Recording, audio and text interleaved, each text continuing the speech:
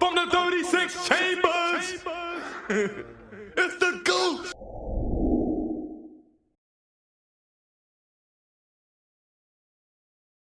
Oh Biggest wow. What's up, Khaled? You man, heard? I love you, brother, man. Like, thank you for Uh, blessing us. Thank you for blessing us, the world. You know what I mean? We appreciate you, man. You know, you inspire all of us, not just me, all of us. We love you, man. that's love, man. Appreciate that. Love, man. Hove, I got to Congratulations too. Thank you. Congratulations on an amazing album, Khaled. People think it's easy. It's not easy to pull these people together and get greatness out of them and you know um you deal with so many egos and because everybody want to be the best and everybody's trying to whatever it is, but to it's an amazing display of unity. um, it feels like an all-star game when these albums come out. It's like a beautiful time for the culture. Everybody's tapped in and tuned in. No matter what they tell you, they all tapped in and they all tuned in, and everybody want to be on them joints too. Believe that. Man, I appreciate that, brother. Nah, man, what you did was something, when I my first reaction when I got the verse, just playing the record for you that day was you giving me the time and cracking it. I'm just gonna tell it in real time, people. The man walked in there with champagne, you know what I'm saying? The music was playing, the cigar got lit, a bottle got cracked open, and the vibe started happening. I don't know if I got a chance to tell the story, but I seen a clip of Guru saying you knocked that shit out in one verse. And I was saying to myself, I remember when Hove hit us, he was like, yo, get studio at blah, blah, blah. Make sure Guru's there. I got to catch the helicopter at 8. I'm going to probably show up around 7. Yeah, but I And was cheating. Gu ain't tell that part. Gu ain't tell that part. So while we was waiting for you to send the beat, it was just playing the beat with inside the control room. So I was going through it a couple times. Uh, I was going through it a couple times while you waiting for the and it was just I was just rapping over like any part. It just kept looping and like drops was happening in the wrong place. I And know so I just yeah. I think I sent it to you like that, right? I don't know. like that. I'm not sure. So Hove rapped over the hook, the breaks, because Guru was waiting for me to send the Yeah, instrumental. When you sent it back, I was like, yeah, this man rapping over the hook. yeah. So I cheated a couple times before I went in the booth. I was saying it inside the control room, and then so when I went in the booth, it was pretty much a done deal.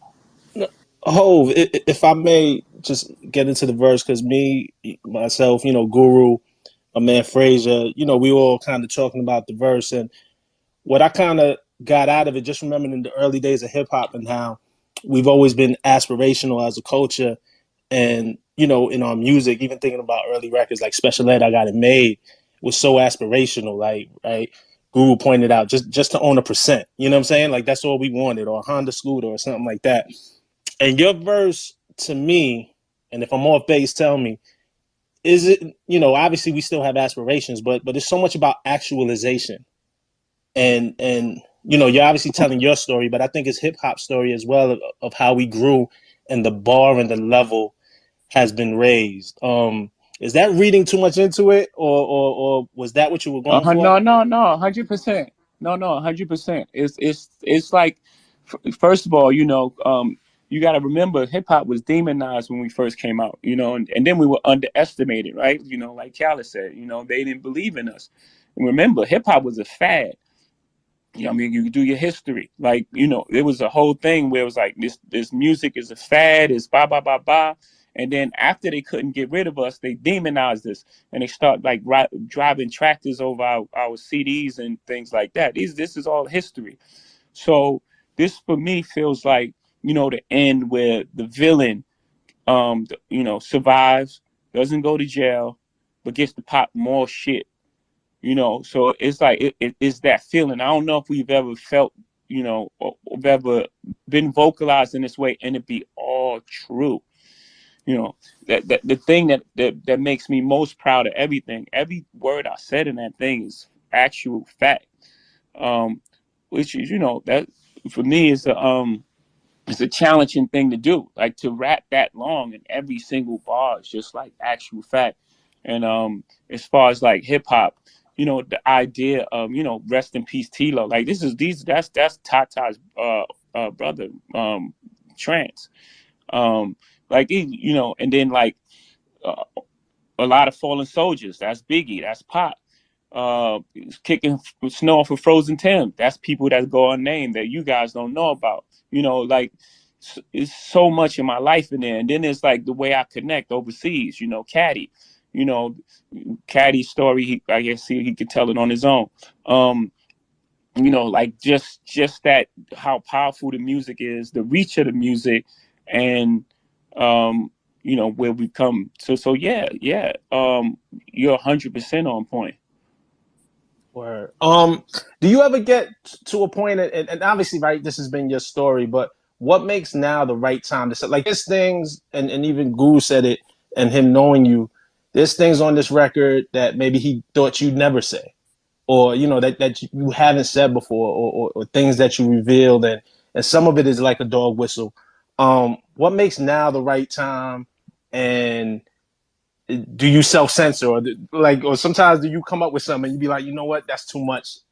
Let me save that for later. Yeah, because it's been 30 years. Yeah. No, I don't think I've, I don't know if I self censor. I'm aware of the timing of things. Um, I think that, again, some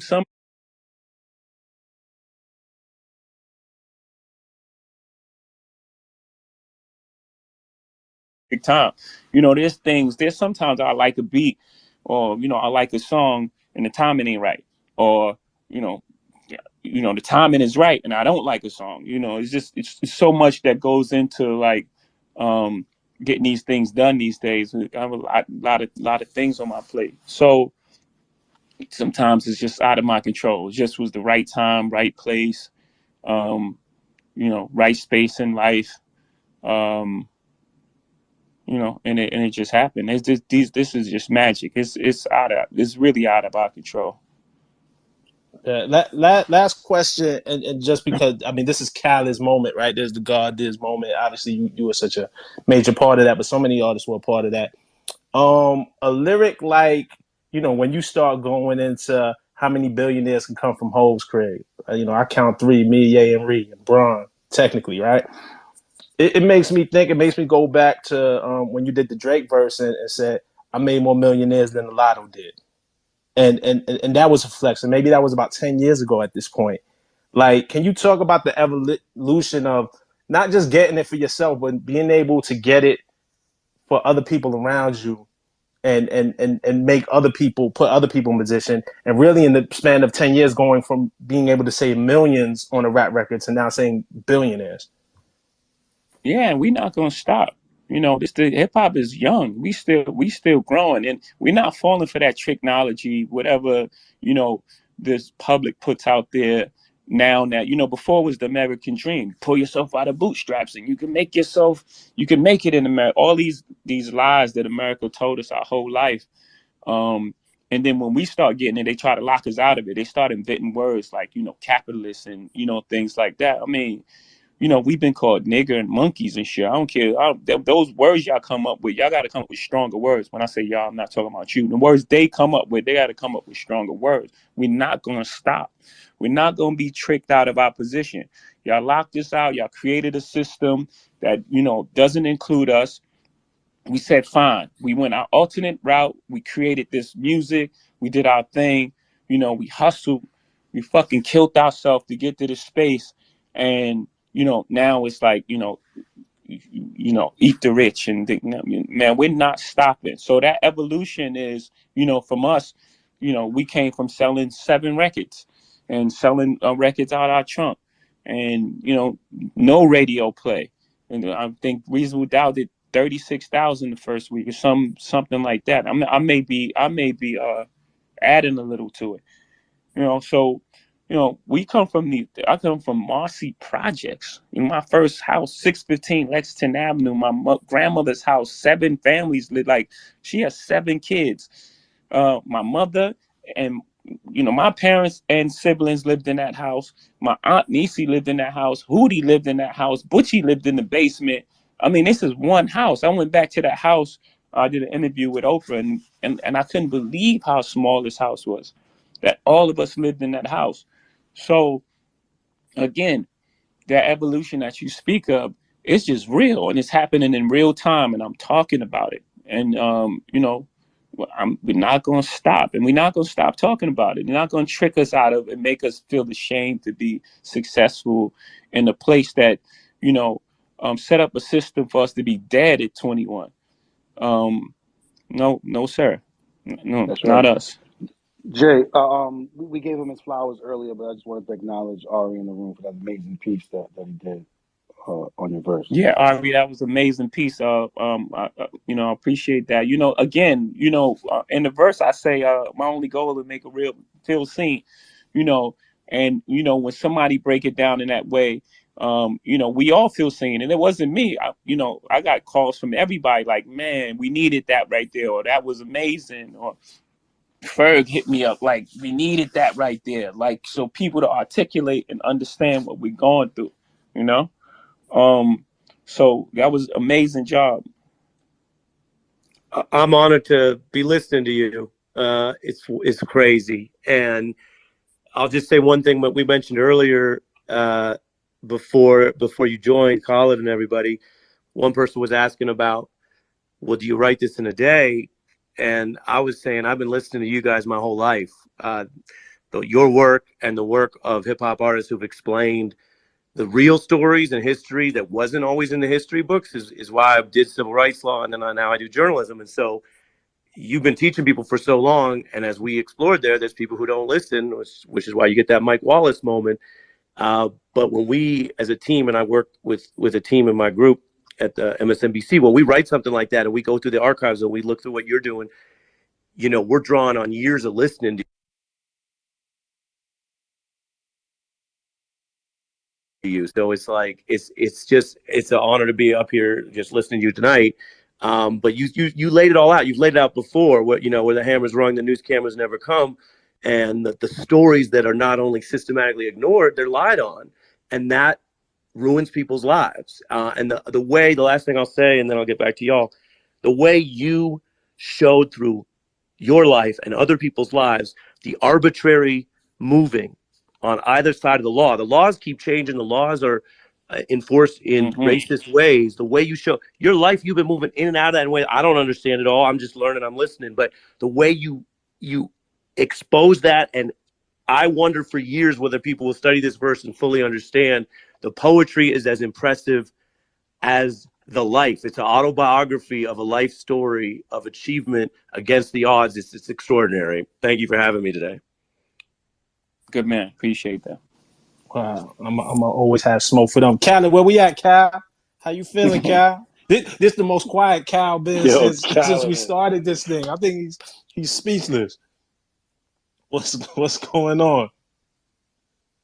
Well, we'll wait for Khaled to get I back. said, I You gotta said, get mute. Rob, I said, when the God is on, you listen. You don't Nah, interrupt. You let everything come clear and clarity. You listen. When the God is on, you listen, Rob. And that's what I was doing. Yo, Yes, yo, sir. man, I appreciate you, man. There's no words that, I'm saying. All I'm gonna do is Um, you know, every time I see you, when I'm not around you, you're my idol, you're my brother, you're my friend, and I appreciate you what you did for us on this record and what you've been doing for us. And we all screaming Hove did, you know what I'm saying? Because Hove did for real. And it's just important people know that, man, because you fight for us all the time. And we love that and we appreciate you. And just keep inspiring us, you know what I'm saying? Yes, sir. Yes, sir. oh man, and he's nice. Is there a favorite on this album or some? Because there's so much. But when you first heard it, you know, obviously God did stood out to you. Was there something else on the album that just kind of blew you away or Yeah, made you feel yeah. so